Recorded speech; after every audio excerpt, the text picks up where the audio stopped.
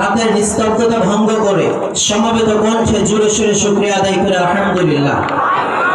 সময় খুব অল্প, জাগতিক শিক্ষা বনাম ধর্মীয় শিক্ষা, এই বিষয়টাকে অল্প কয়েক মিনিটে আমি আপনাদের সামনে উপস্থাপন করতে চাই। এই পৃথিবীতে যত শিক্ষা ব্যবস্থা চালু রয়েছে, সকল শিক্ষা ব্যবস্থা প্রাথমিকভাবে দুই প্রকার। এক প্রকার শিক্ষা ব্যবস্থা হচ্ছে ধর্মীয় শিক্ষা ব্যবস্থা তথা কোরআনের শিক্ষা ব্যবস্থা, আরেক প্রকার শিক্ষা ব্যবস্থা হচ্ছে জাগতিক শিক্ষা ব্যবস্থা। আপনারা জানেন জাগতিক শিক্ষা ব্যবস্থা অর্জন করতেও লম্বা সময়ের প্রয়োজন এবং স্থায়িত্ব হয় অনেক কম। অর্থাৎ যতক্ষণ আপনার দেহে প্রাণ থাকবে ততক্ষণ বিকম পাশের দাম, যতক্ষণ আপনার দেহে প্রাণ থাকবে এলএলবি এর দাম, যতক্ষণ আপনার দেহে প্রাণ থাকবে এফসিবিএস এর দাম, যতক্ষণ আপনার দেহে প্রাণ থাকবে এমবিবিএস এর দাম, যতক্ষণ আপনার দেহে প্রাণ থাকবে মেডিকেল সায়েন্সের সর্বোচ্চ ডিগ্রি এফআরসিএস এর দাম। নিঃশ্বাস যখন বের হয়ে যাবে কোটি কোটি নাস্তিক মুরতাদের 4 পয়সার দাম আমার আল্লাহর কাছে নাই। জাগতিক শিক্ষা শুরু হয়েছে জিরো থেকে, মানব রচিত শিক্ষা আর ধর্মীয় শিক্ষা আল্লাহর কুদরতি ভান্ডার থেকে শুরু হয়েছে। কারণ আমি কোরআন হাদিস পড়েছি আমার উস্তাদের কাছে, তিনি তার উস্তাদের কাছে, তিনি তার উস্তাদের কাছে, তিনি তার উস্তাদের কাছে, তিনি তার তাবির কাছে, তিনি তাবির কাছে, তিনি সাহাবীর কাছে, তিনি বিশ্বনবীর কাছে, বিশ্বনবীজি জিবরিল আমিনের মাধ্যমে আল্লাহর কুদরতি ভান্ডার থেকে ইলমে ওহীর জ্ঞান আহরণ করেছেন। সুতরাং কোরআনী বিদ্যা শুরু হয়েছে আল্লাহর কুদরতি ভান্ডার থেকে, জাগতিক বিদ্যা শুরু হয়েছে জিরো থেকে এবং এটা মানব রচিত। সুতরাং এই ধর্মীয় শিক্ষা আমাদের লালন করতে হবে। ধর্মীয় শিক্ষার মাধ্যমে আমাদের ইহকাল উজালা হবে, ধর্মীয় শিক্ষার মাধ্যমে পরকাল উজালা হবে। কারণ এই পৃথিবীতে জাগতিক যত বিদ্যারেরা রয়েছেন তাদেরকে যদি আপনি জিজ্ঞেস করেন জাগতিক বিদ্যা অর্জন কেন করেছেন, এটা কি কবরে ফায়দা হবে, হাসরের ময়দানে ফায়দা হবে, তারা অবশ্যই বলবে জাগতিক বিদ্যা অর্জন করেছি এই দুনিয়ায় কিছুদিন আমি ভোগ বিলাস করার জন্য, পরকালের জন্য নয়। কিন্তু ধর্মীয় শিক্ষা এই জগৎও আপনাকে উজালা করবে। বিশেষ করে ধর্মীয় শিক্ষা তথা কোরআন শিক্ষার মাধ্যমে খবর জগতে আপনার কাছে আসবে, ফুলসিরাতে কাছে আসবে, পরকালে কাছে আসবে। এজন্য সাইয়্যিদুনা মুহাম্মদুর রাসূলুল্লাহ 1000 বছরে ঘোষণা করেছেন খায়রুকুম মান তাআল্লামাল কুরআনা ওয়া আল্লামা, তোমাদের মাঝে সবার সেরা হলো সে যার সিনায় কোরআন রয়েছে এবং যে কোরআন অন্যদের কাছে পৌঁছিয়ে দেয়। সুতরাং কোরআনী বিদ্যার মাধ্যমে আল্লাহর পরিচয় পাওয়া যায়, রাসূলুল্লাহর পরিচয় পাওয়া যায়, জান্নাতে যাওয়ার ব্যবস্থা সহজ হয়ে যায়। রাসূলুল্লাহ ইরশাদ করেছেন মান কারাআল কুরআনা ওয়া আমিলা বিমা ফি মুলবিসা ওয়ালিদাহু তাজা ইয়াউমাল কিয়ামা যাওহু আহসানু মিন যাওয়িশ শামসি ফি বুয়ুতিদ দুনিয়া লাউ কানাত ফীকুম ফামা যান্নুকুম বিল্লাযী আমিলা বিহাদা। রাসূলুল্লাহ ইরশাদ করেছেন তোমাদের মাঝে যে কোরআন পড়বে, কোরআন অনুযায়ী নিজের জীবন ব্যবস্থা পরিচালনা করবে, রাসূলুল্লাহ বলেন ওই ছেলেটার মা এবং বাবার মাথায় আল্লাহ তাআলা হাশরের ময়দানে নূরের টুপি পরায় দিবেন। যেই নূরের টুপির পাওয়ার এমন হবে সূর্য যদি তোমাদের ঘরে আসে তার যেমন আলো হবে তার চেয়ে বহুগুণ বেশি সেই নূরের টুপির আলো হবে, যা আল্লাহ তাআলা তালিবুল ইলমদের মা এবং বাবাকে হাশরের ময়দানে পরায় দিবেন। তালিবুল ইলমরা যখন ঘর থেকে বের হয়, এখনো মাদ্রাসায় যায় নাই, শুধুমাত্র মাদ্রাসায় যাওয়ার ইচ্ছা করেছে, রাসূলুল্লাহ ইরশাদ করেন মান সালাকা তরিকান ইয়ালতামিসু ফীহি ইলমান সাহারাল্লাহু লাহু বিহি তরিকান ইলাল জান্নাহ।